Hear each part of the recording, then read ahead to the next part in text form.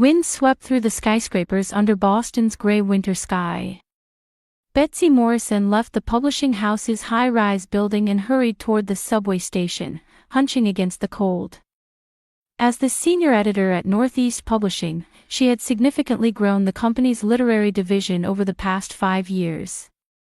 Her phone rang, and she saw it was her husband Greg. A history professor at Boston University, he was calling to say he could come home early today. "I'll pick up the kids from school and start dinner," Greg's warm voice reached Betsy's ear. "Thank you, that's such a help," she replied with a smile. "I'm feeling a little nervous about dinner at my parents' house tomorrow." "It'll be fine. Ellie and Tom are looking forward to seeing their grandparents, and you should relax on the weekends." Betsy agreed. Her family, husband Greg and their children, 8-year-old Ellie and 5-year-old Tom, were the foundation of her life. Amid her busy days, time with family was a treasure beyond compare. On the subway, Betsy thought about tomorrow's dinner at her parents' house. Martha and Walter lived in a stately home in Chestnut Hill, a Boston suburb. Her father Walter was a retired lawyer, and her mother Martha was active in local charities. Betsy's sister Laura was single and lived about 10 minutes by car from their parents' home. Though busy with her job at an advertising agency, she saw their parents frequently. Betsy, meanwhile, was caught up with her publishing work and raising 2 children, leaving her little time to visit her parents. Their phone conversations were typically brief and superficial. It had been 3 months since Betsy last visited her parents' home. When her mother called saying, "Let's all have dinner together," she had no reason to decline. Besides, the children were looking forward to seeing their grandparents. Ellie especially loved playing chess with grandfather Walter. When she arrived home, her husband and children were playing a board game in the living room. Ellie's bright laughter echoed throughout the house, and Tom's small hands excitedly knocked over game pieces. The scene warmed Betsy's heart. "Mom!" Both children ran to her. Betsy embraced them tightly. After dinner, while putting the children to bed, Betsy answered Ellie's questions. "What are we going to do at Grandma's house?" "We'll have a delicious dinner, you'll play chess with Grandpa, and we'll all have a good time together." "Will Auntie come too?" Ellie asked. "Yes, Aunt Laura will be there." Ellie looked thoughtful. "Are you and Auntie good friends?" Betsy hesitated for a moment. "Of course. We're sisters." But inside, different emotions were swirling. The next day, when the Morrison family arrived at Martha and Walter's house, Laura's car was already in the driveway. As they opened the front door, they could hear her mother and Laura laughing in the kitchen. "Oh, Betsy! Everyone's here." Martha greeted them. Her eyes were bright, but Betsy noticed how quickly her gaze shifted to the children. "Ellie, Tom, come to Grandma." Martha opened her arms wide to her grandchildren.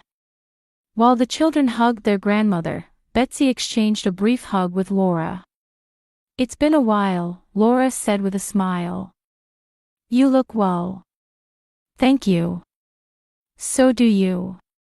In the living room, Walter shook Greg's hand and warmly welcomed the grandchildren.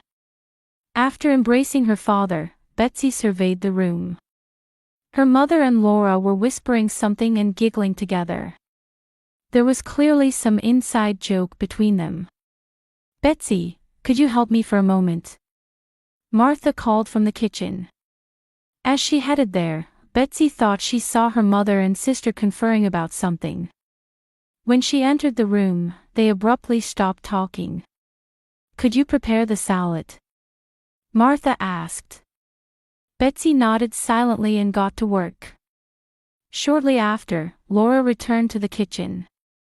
"Mom, remember George at last week's party?" she said to Martha, laughing. Martha laughed too. "Of course. That was so funny."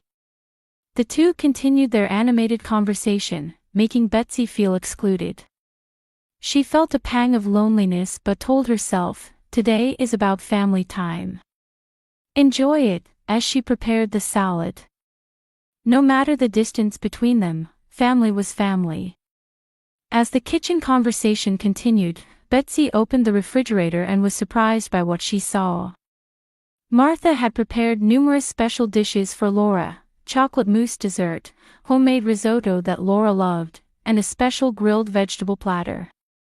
But there was no sign of Betsy's favorites like cheesecake or garlic bread. "Is there anything else I can help with?" Betsy asked calmly. "Thank you, but we're fine. Laura and I have planned the menu," Martha answered over her shoulder. Betsy took a deep breath and tried not to think about the implications of that statement. Back in the living room, Ellie was already playing chess with grandfather Walter. Little Tom was looking at a picture book on Greg's lap. It was a warm family scene, but there was a small cloud in Betsy's heart. "Mom, look!" Ellie exclaimed. "I took Grandpa's queen." Walter smiled and patted his granddaughter's head. "You're really smart, Ellie. Just like your mother." Betsy was a bit surprised by the compliment. It had been a long time since she'd received such straightforward praise from her father. When it was time to set the table, Ellie offered to help Betsy. While folding napkins in the dining room, she whispered, "Mom, Grandma is giving Auntie special smiles." Betsy was surprised by her daughter's keen observation. "Is that so?" Ellie nodded with a serious face. "Yes. But I also saw that you looked lonely." Betsy hugged her daughter. "It's all right, Ellie. Adult relationships can be complicated." Just then, Martha and Laura came out of the kitchen laughing, with Laura holding a special wine. "Betsy, I couldn't find the white wine you like," Martha said. "But we have Laura's favorite red, is that okay?" Betsy smiled. "Of course, anything is fine." As dinner began, the family gathered around the magnificent table. Martha's roast beef was superb. As the conversation progressed, the topic quickly shifted to Laura's recent work success. "Laura landed an amazing new client last week," Martha proudly shared. "Her advertising campaign is the talk of Boston." Walter agreed. "Yes, our little star entrepreneur." Betsy raised her glass toward her sister and said, "Congratulations." Though she had many achievements in the publishing world, her parents barely mentioned them. Greg looked at her and smiled encouragingly. "So, Betsy," Walter finally turned to her. "How are the children's schools?"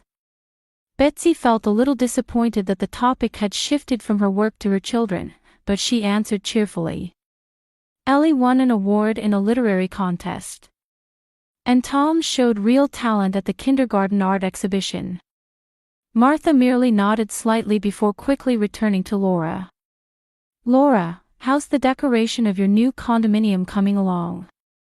As dinner progressed, Betsy felt like a spectator at the table. Only the children seemed to pay genuine attention to her. Ellie especially observed her mother with sensitivity, occasionally showing a worried expression.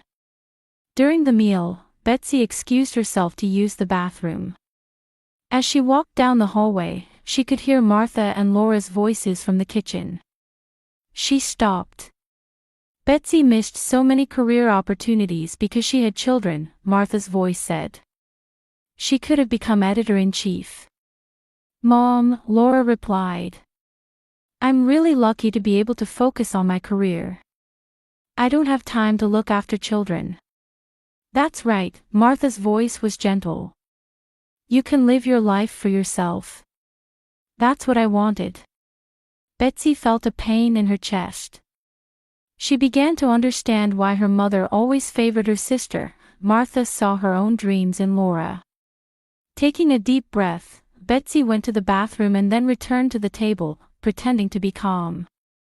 In her absence, the conversation had continued to revolve around Laura. Only Greg noticed her return and discreetly took her hand. "Are you okay?" he whispered. Betsy smiled and nodded. Hiding her wounded heart, she continued with the family dinner. "The main dish is here." Martha returned from the kitchen with a beaming smile. She carried a silver tray loaded with perfectly cooked thick steaks. The aroma of juicy meat momentarily eased the tension around the table. "My special New York strip steaks," Martha proudly announced. "Made with special herb butter." Walter stood up to help distribute the plates. "Martha's steaks are the best in town," he said with a smile. "Laura, Betsy, I've prepared especially thick cuts for you sisters." Martha placed luxurious steaks in front of them. They were noticeably larger than those for the rest of the family. Betsy was surprised. At least in terms of food, her mother seemed to be treating her equally. "Thank you, Mom," she smiled. "It looks delicious." Greg gave her shoulder a gentle squeeze, and the children were served appropriately sized steaks. Martha finally sat down at her place, and they began eating. "Mom, can I get some water?" Ellie suddenly stood up. "Of course, but there's still water in your glass," Betsy replied, a bit puzzled. "But the ice has melted." "I want cold water," Ellie explained and headed toward the kitchen.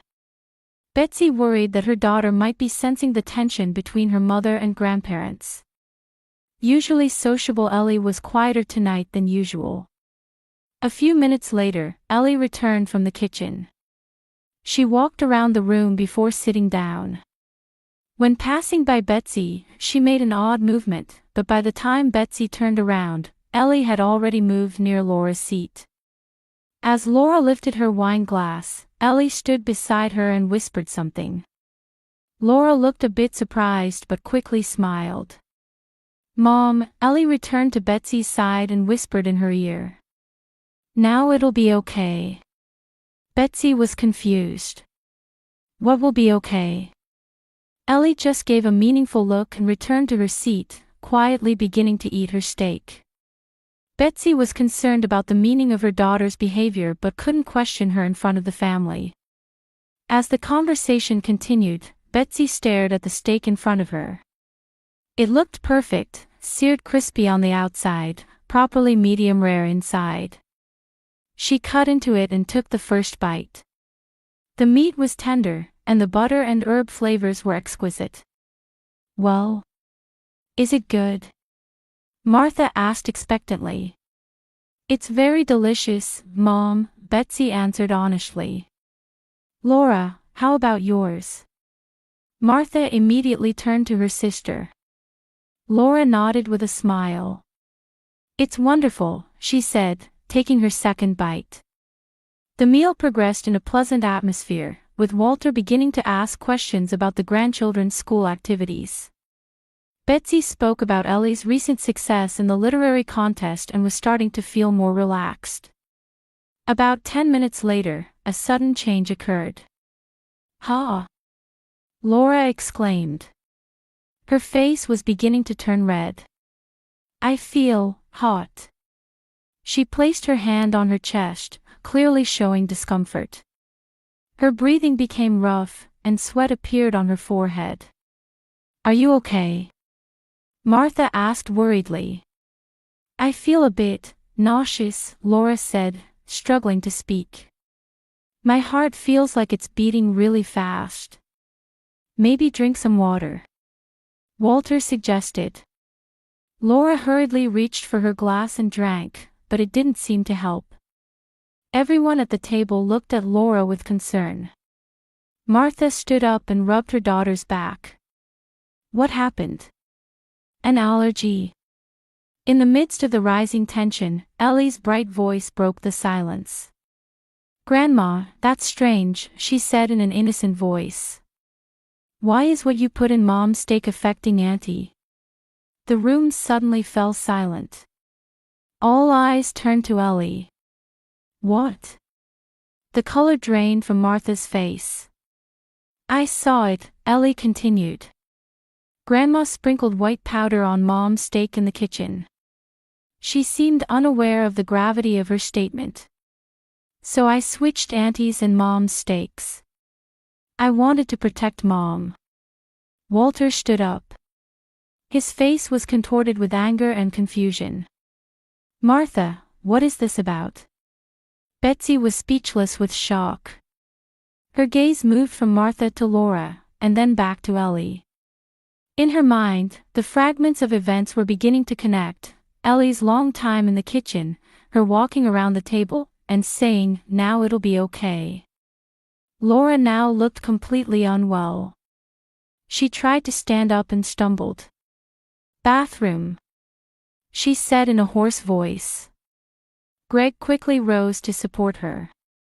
Meanwhile, Martha was frozen like stone. Her face had turned gray, and fear filled her eyes. "Mom." Betsy finally managed to speak. "Is this true?" A silent tension filled the room. Martha's lips trembled, trying to form words, but nothing came out. Her desperate gaze shifted from Betsy to Ellie to Laura. "Martha! Answer!" Walter's voice shook with anger. His eyes were filled with disbelief as he looked at his wife of 40 years. Laura, supported by Greg, was fighting nausea. "Mom, is it true?" Her voice was thin and tinged with the pain of betrayal. Martha shook her head. "No. Ellie must have seen wrong. I would never." "It was white powder," Ellie said firmly. In the frozen silence, the 8-year-old girl's voice was strangely confident. Grandma chose the biggest steak from the silver tray and placed it on the kitchen counter. Then she took powder from a small white bag and sprinkled it over the steak. Afterward, she said, "This is for Betsy." Betsy felt a pain in her chest as she looked at her daughter. Ellie's blue eyes held a mixture of innocence and wisdom. She might not have fully understood the situation, but she had sensed something bad was happening and acted to protect her mother. Greg spoke up. "We should keep the remaining steaks. They can be tested," he calmly said, then looked at Tom. The 5-year-old appeared confused and frightened. "Tom, let's go to the living room. We'll watch some TV." After Tom left with his father, Betsy took a deep breath and turned to Martha. "Mom, why?" Under pressure, Martha finally slumped her shoulders. Her face showed a mixture of fatigue and shame. "I just..." Her voice faltered. "When you come here, everything always seems perfect. Great job, understanding husband, lovely children. So you try to harm me." Betsy's voice was filled with disbelief. "I wasn't trying to harm you." Martha suddenly cried out. "It was just a laxative. I wanted to make you a little sick so that Laura could..." She swallowed her words. "So I could what?" Laura raised her voice. Her condition seemed to be gradually stabilizing, though her face was still red and she was clearly uncomfortable. "I wanted you to shine," Martha admitted, crying. "Betsy has everything. But you stayed here alone, taking care of us. I just wanted to see you in the spotlight for once." Laura was speechless with shock. "Mom, you tried to harm my sister for me." "I wasn't trying to harm her," Martha repeated. "Just weaken her a little." "That is harming, Mom," Betsy said quietly. There was anger within her, but even deeper was a profound sadness. "We're not competitors. We're sisters." Walter was holding his head in his hands. 40 years together, and I never thought you would do something like this." His voice was tinged with deep disappointment. Martha continued to cry. "Every time I see Betsy succeeding, I feel like Laura is being left behind. I loved in the wrong way." Definitely, Laura stood up. She was trembling but trying to stand on her own. "Mom, I'm your daughter, not your project. Hurting my sister to help me, that's not love."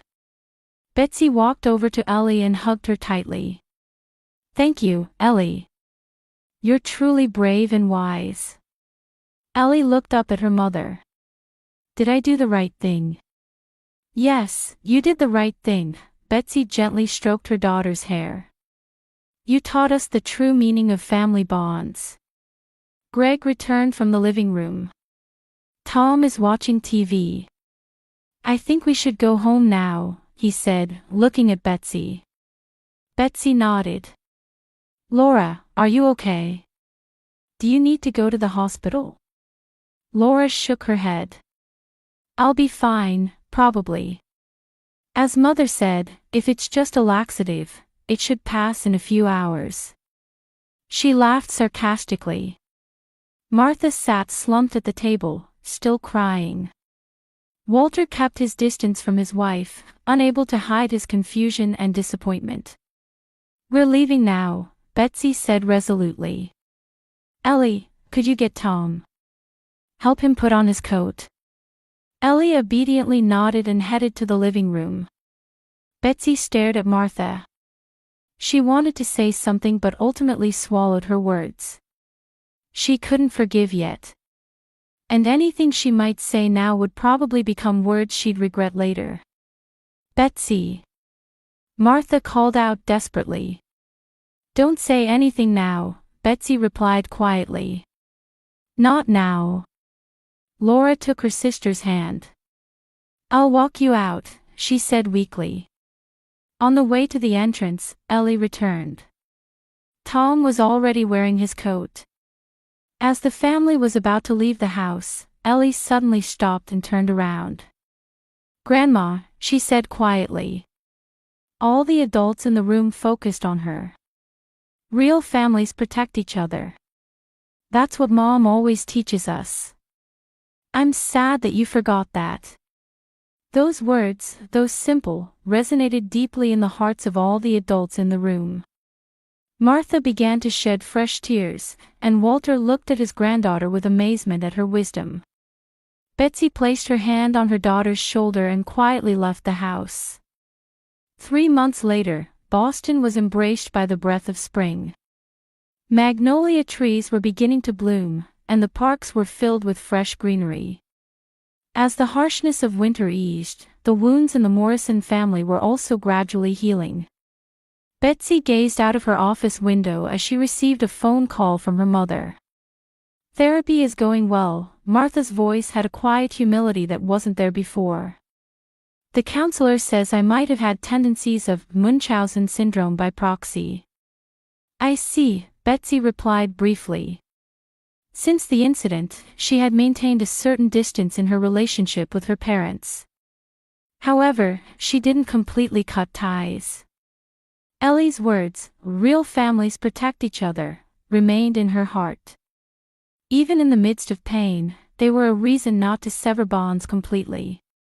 "Betsy, are you still considering our Christmas dinner invitation?" Martha asked nervously. "I am," Betsy answered honestly. "But I haven't decided yet.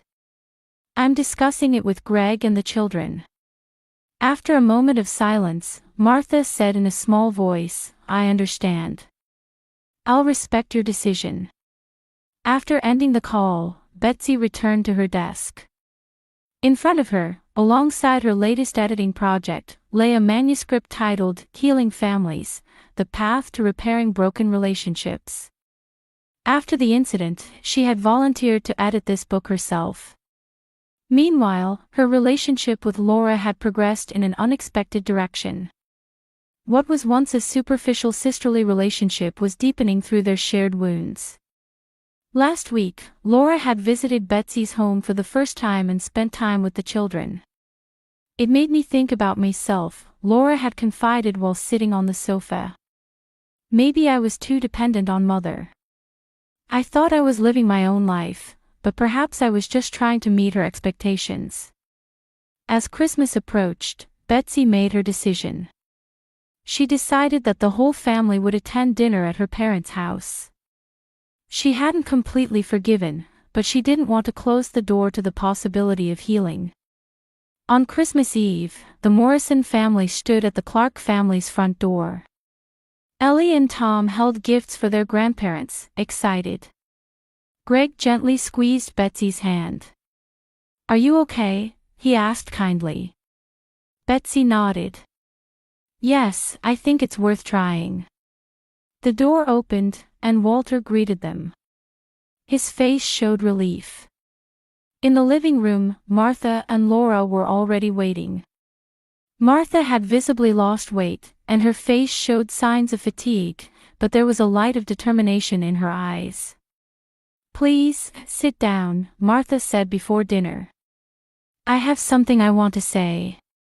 When everyone was seated, Martha took a deep breath. "First, I want to apologize from the bottom of my heart. Especially to Betsy, and to Laura. I thought I loved you both, but I loved you the wrong way." Her voice was steady. "What I learned in therapy is that I was projecting my own frustrations onto my children. And my expressions of love had become control and manipulation." Laura nodded silently. Betsy listened quietly. "I want to change," Martha continued. "I want to relearn what true affection means." As dinner progressed, the conversation among family members was cautious but gradually regained warmth. Everyone understood that there was still a long way to go for complete forgiveness and healing. During dessert, Ellie addressed her grandmother. "Grandma, are you feeling a little better?" Martha looked into her granddaughter's wise eyes and smiled quietly. "I'm trying, Ellie. I'm trying not to forget what you taught me. That real families protect each other." Betsy heard those words and smiled quietly. She felt that the healing process had begun.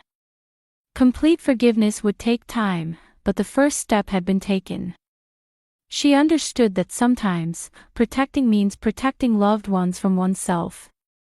In the car on the way home, Ellie asked, "Mom, will things get better with Grandma?" Betsy gently stroked her daughter's hair. "It will take time, but things will get better. Thanks to you, we've found the right path." As stars shone in the winter night sky, Betsy looked at the road ahead. Family bonds sometimes get hurt and twisted. But she believed that with truth and love, new beginnings are always possible.